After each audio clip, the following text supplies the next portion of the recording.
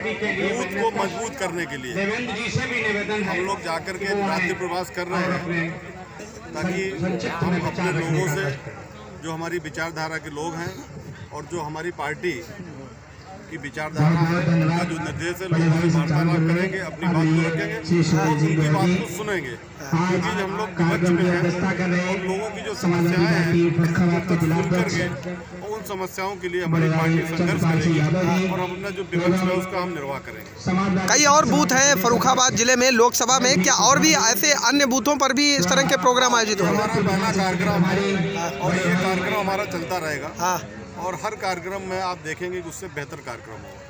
आपने जो बूथ जनजागरण संवाद जो रखा हुआ रात्रि मतलब जो विश्राम का रखा हुआ है, तो क्या उद्देश्य है और क्या इसकी मतलब आप जो है क्या जनता को मतलब जो है कि आप क्या जनता को संदेश देना चाह रहे हैं? देखिए, जनता को संदेश देना हमारा यहाँ पे मकसद नहीं है। हम जनता से उनकी समस्याओं के बारे में उनके घर पे जाके, उनके बूथ पे जाकर, उनकी चौपाल पे जाकर वहाँ बैठ के उनकी समस्याओं को सुनेंगे और उसके लिए सरकार से कहेंगे। सरकार नहीं मानेगी तो उन समस्याओं के लिए संघर्ष करेंगे। जनता की लड़ाई को लड़ने का कार्य करेंगे, लेकिन जनता की लड़ाई लड़ने के लिए पहले जनता के साथ बैठना और उनकी समस्याओं को सुनना जरूरी है। उसी के उपलक्ष्य में हम लोग यहाँ पर आए हुए हैं। जनता जो है महंगाई, बेरोजगारी, भ्रष्टाचारी से मतलब त्रस्त है, मतलब उसके लिए क्या मतलब है? देखिए, महंगाई, बेरोजगारी, भ्रष्टाचार तो ये अब छोटी चीज़ें रहेगी, क्योंकि पिछले जब से भारतीय जनता पार्टी की सरकार आई लोग इससे ग्रसित हैं। अब इससे बड़ी बड़ी समस्याएं आ रही हैं। अब अगली समस्या आएगी अगर इसी प्रकार से चलता रहा और जिस तरीके से सरकार के जो कार्यक्रम चल रहे हैं और जिस तरीके से सरकार का एक शो चल रहा है, जैसे एक हर चीज़ का उनका इवेंट होता है, शो होता है और शो के बाद आप देखते हैं क्या पड़ा रह जाता है। शो में शाम को कोई शो होता है, सुबह आपको क्या उजाड़ मिलता है। हम उधर की तरफ जा रहे हैं, तो कहीं हम लोग भुखमरी की तरफ न चले जाए, उसके लिए हम लोग जन जागरण जा रहे हैं। और यहाँ पर हम कोई जन जागरण का मतलब रात में जाकर हम जनता को जगाने आए हैं कि आप उठो और उठ करके देखो कि क्या समस्याएं, क्या क्या विपत्तियाँ आने वाली हैं और इस सरकार को जितना जल्दी हो सके इसको हटाने का काम हम लोग करेंगे। सरकार जनता को जो है राशन फ्री दे रही है, तो जनता उससे बहुत खुश दिखाई दे रही है, इसलिए बीजेपी मतलब जो जा रही है। देखिए, ऐसा नहीं कह सकते हैं कि बीजेपी जा रही है और राशन फ्री का ये कह रहे हैं ना, सरकार हर चीज़ को इवेंट बनाए। इससे पहले भी तो राशन फ्री मिलता था। कोटेदार तो क्या करता था, राशन फ्री तो देता था, लेकिन अब उसको दूसरे रूप में कर दिया गया। उसी बात को बताने के लिए, जनता से बात करने के लिए हम लोग आए हैं कि जो सरकार ये जुमलेबाजी कर रही है उसको दूर किया जाए। और सरकार इस समय आपने देखा होगा, जब भी फ्री राशन की बात आती है उसको दोगुना कर दिया जाता है, कभी बढ़ा दिया जाता है, कभी ज़्यादा बांटने लगते हैं। वो सिर्फ चुनाव के समय, और जिस राज्य में चुनाव खत्म हो गया उसके बाद आप राशन की व्यवस्था करवा जाती है। इंडिया गठबंधन को लेके क्या तैयारी, क्या चर्चा है, क्या टिकट पक्की मान लें क्या? देखिए, इंडिया गठबंधन का तो हम नहीं कह सकते, लेकिन हमारी समाजवादी पार्टी फर्रुखाबाद में बहुत मजबूत है। हमारा संगठन बहुत मजबूत है। हमारे 4 विधायक यहाँ रह चुके हैं, हमारे यहाँ से सांसद जीत चुके हैं पहले में। तो हम लोग पूरी तैयारी कर रहे हैं और जो भी प्रत्याशी हमारा रहेगा उसको हम लोग यहाँ से जिता करके भेजेंगे। ये हम आपसे टिकट किसकी पक्की मान लें अभी से, कुछ कहेंगे? टिकट देना तो राष्ट्रीय नेतृत्व का काम है और हम लोग कार्यकर्ता हैं, पार्टी के हैं हम लोग। हमारा काम कार्य करना है और वो आज आपको दिख रहा है। इंडिया गठबंधन बिल्कुल फेल दिखाई दे रहा है। आज अखिलेश जी का भी बयान आया कि इंडिया गठबंधन से मतलब जो है जो टिकटों का बंटवारा होना चाहिए, उससे कांग्रेस बिल्कुल भ्रमित हो रही है। नहीं, देखिए, फेल का तो हम नहीं कह सकते, मैंने सुना नहीं क्या कहा है माननीय राष्ट्रीय अध्यक्ष जी ने, लेकिन हम लोगों का जो काम है वो है पार्टी को मजबूत करना। और गठबंधन की बात है वो राष्ट्रीय नेतृत्व का है काम, वो देखेंगे कि गठबंधन किससे होना किससे नहीं होना, लेकिन हमारा काम है कि पार्टी को जिला स्तर पर मजबूत करके देना। आप जो है कि फर्रुखाबाद से लोकसभा चुनाव आ रहे हैं, लोकसभा में मतलब जो किसको प्रत्याशी मतलब क्या मतलब जो है किस प्रत्याशी को मतलब आप लोग जो है उसको बनाएंगे? देखिए, पार्टी जिसको दे देगी हम उसको प्रत्याशी होंगे। ये तो टिकट बांटने का काम तो राष्ट्रीय नेतृत्व का है। नहीं, कोई जैसे कि मतलब ये जातिगत आंकड़े को जैसे आप लोग जो है ये सवाल उठाए जा रहे हैं कि जाति जनगणना होना चाहिए, जाति जनगणना को लेकर जो है जनगणना बिल्कुल होनी चाहिए और हमेशा से कहते रहे, माननीय नेताजी भी कहते रहे। अब हमारा एक समाज है, उसमें सभी जातियों धर्म के लोग रहते हैं। तो आप बताइए, मैंने पहले भी कहा था, क्या संख्या पता लग जाएगी तो विवाद खड़ा हो जाएगा? तो क्यों लोगों को डर क्यों? मैं उनसे पूछता हूँ जो जाति जनगणना का विरोध कर रहे हैं वो ये बताएं कि अगर संख्या पता लग जाएगी तो उससे क्या नुकसान हो जाएगा, तब फिर मैं बताऊँगा। अपने समाज के लिए, अपने देश के लिए, अपने प्रदेश के लिए, अपने जिले के लिए, कि ऐसा नहीं कि आप आगे बढ़ गए। और ये हमारा दुर्भाग्य है। आज माननीय अखिलेश यादव जी पीडीए की बात करते हैं, बिल्कुल सही बात करते हैं, पीडीए की बात। क्या किसी को अधिकार नहीं है कि अब सब बराबर में खड़े हों?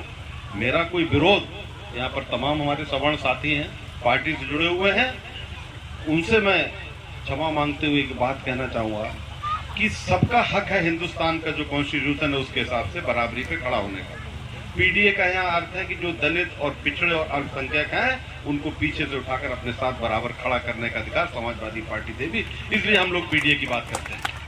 और हम लोग ये भी बात करते हैं, हमारे माननीय राष्ट्रीय अध्यक्ष जी कहते हैं जो गरीब सवर्ण हैं उनके लिए भी माननीय राष्ट्रीय अध्यक्ष जी बात करते हैं, जब हमारी सरकार बनेगी तो उनका भी ख्याल रखा जाएगा। लेकिन ये नहीं कि हमारे बच्चों को, मैं बिल्कुल भी हिंदू विरोधी नहीं हूँ, मैं खुद हिंदू हूँ, सुबह पूजा करता हूँ, लेकिन मैं ये नहीं चाहता हूँ कि एक समाज के बच्चे सिविल की तैयारी करें, नीट की तैयारी करें, इंजीनियरिंग की तैयारी करें और एक समाज के बच्चे कावड़ उठा करके घूमते रहें। मैं पूजा पाठ पे विश्वास करता हूँ, लेकिन अपने पूजा पाठ को, अपने भगवान को रोड पे लाने पे मैं बिल्कुल भी विश्वास नहीं करता, उसका विरोध करता हूँ। भगवान दिल और मंदिर में रहते हैं, भगवान सड़कों पे नहीं रहते हैं, उनके सम्मान की कमी नहीं करनी चाहिए। मन और दिल की बात होती है, लेकिन भारतीय जनता पार्टी आज सरेआम धर्म को बेच रही है। हम सिर्फ, हमारी पार्टी उसका विरोध करती है। तो बात यहाँ पर हमारे फर्रुखाबाद की हो रही थी, बात यहाँ पर नौजवानों की हो रही थी, बात हमारे रात्रि प्रवास की हो रही थी। तो हम लोग यहाँ पे, हमने और डॉक्टर नवल जी ने व्रत लिया है कि यहाँ की लोगों की सेवा करने का काम हम लोग करेंगे।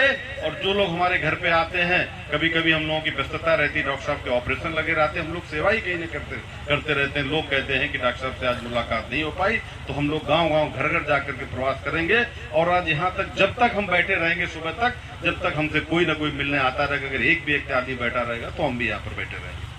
आज इस सेवा के साथ हम लोग यहाँ पर आए हुए हैं, इतने दूर दूर से। आज देखिए हईपुर गांव ये हमारा कश्यप समाज का गांव है।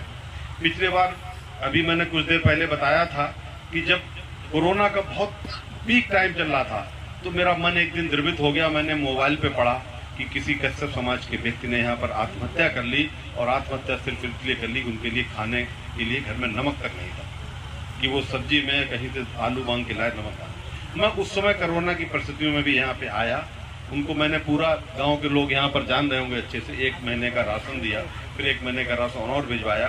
उनकी पत्नी के लिए मैंने कहा कि अगर मेडिकल कॉलेज आ जाएंगी तो रहने की, बिजली पानी की फ्री व्यवस्था करेंगे, उनको नौकरी देंगे और बच्चों को फ्री पढ़ाएंगे। मैंने कई बार यहाँ पे लोगों को भेजा, लेकिन शायद वो नहीं है, जो भी उनका पारिवारिक कारण हो। तो हम लोग वो हैं जो आपकी सेवा के लिए, आपके दर्द को अपना दर्द समझकर जीने वाले हम लोग। उसी सेवा व्रत के साथ आज यहाँ पर रात्रि प्रवास का ये कार्यक्रम हमारा यहाँ पर हुआ है। और चूंकि आप देख रहे हैं कि हमारे माननीय राष्ट्रीय अध्यक्ष जी, अभी आपने देखा होगा कि जयप्रकाश नारायण जी की जो कार्यक्रम था उसमें उनको रोका गया था, और किस तरीके से उनको, जो लोग कहते थे कि एसी में बैठे रहते हैं, अब हमारे राष्ट्रीय अध्यक्ष जी को देख लीजिए, वो पूरा, ऐसा कोई दिन नहीं जिस दिन वो संघर्ष ना कर रहे हो, ना निकले।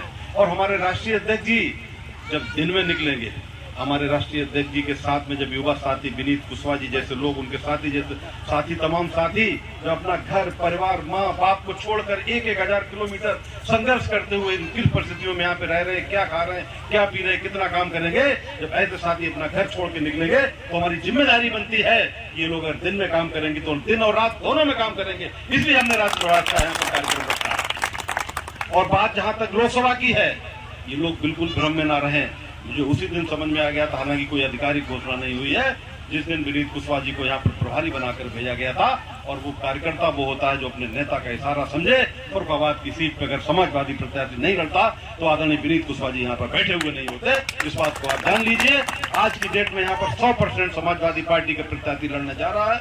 हमारे पास समय कम है, इसलिए हमको ज्यादा से ज्यादा ताकत देनी है, ज्यादा से ज्यादा समय देना है और ज्यादा से ज्यादा ऐसे कार्यक्रम कराने हैं। और अगर जरूरत पड़ी तो आज हम लोग सिर्फ रात को निकले हैं, जरूरत पड़ी तो हम भी घर छोड़ देंगे और तभी वापस जाएंगे जब लोकसभा का चुनाव खत्म हो जाएगा। जिस तरीके से हमारी प्लानिंग लोग काम करते रहेंगे, उसी तरीके से हम अपने काम को बढ़ाते रहेंगे। और आज हम अरविंद कश्यप जी को और गोपेंद्र जी को, जो हमारे बूथ के प्रभारी हैं, और तमाम साथी जिनका नाम मैं ना लूं, मायूस मत होना, ये लोग यहाँ बूथ के प्रभारी हैं। अश्विनी यहाँ के नगर अध्यक्ष जी बैठे हुए हैं, हमारे प्रधान जी बैठे हुए हैं। इन लोगों को मैं धन्यवाद दूंगा कि पिछले 10 दिन से मैं लगातार देख रहा हूँ कि ये लोग जो है दिन रात एक करके यहाँ पर क्या नाम प्रयासरत हैं और तमाम हमारे साथी चुन्नू भाई हैं और जोगिंदर हैं, ये लोग इतना दूर से यहाँ पर आए हुए हैं। और आज हईपुर का गांव जो है ये, इस गांव को सिर्फ फर्रुखाबाद के लोगों ने पिछले 10 दिन से नहीं जाना। यहाँ पर विनीत कुशवाहा जी आए हुए हैं, यहाँ से लेके आजमगढ़ से लेके बलिया से लेके मऊ से लेके जहाँ तक है लोग आज जान गए हैं कि फर्रुखाबाद में हईपुर और बेग नाम का भी एक बूथ है। और निश्चित रूप से आने वाले समय में गांव को इसका फायदा मिलेगा। आप लोगों को ध्यान होगा, जब सरकार पहले होती थी हमारे यहाँ आते थे तो यही दरोगा और सिपाही जिनके पास थाने में हम लोगों को रिश्वत देना पड़ता है छुड़ाने के लिए, तमाम सिफारिश लगाने के लिए कहते हैं, अगर आज हमारी सरकार होती जब तक हम बैठते वो यहाँ पर खड़े रहते और उनकी गाड़ियां यहाँ खड़ी रहती थी। आज हमको वहां पर जाना पड़ता है, सिफारिश लगवानी पड़ती है, पैसा देना पड़ता है और उसके बाद भी हमारा काम नहीं होता है। लेकिन वो हुआ क्यों?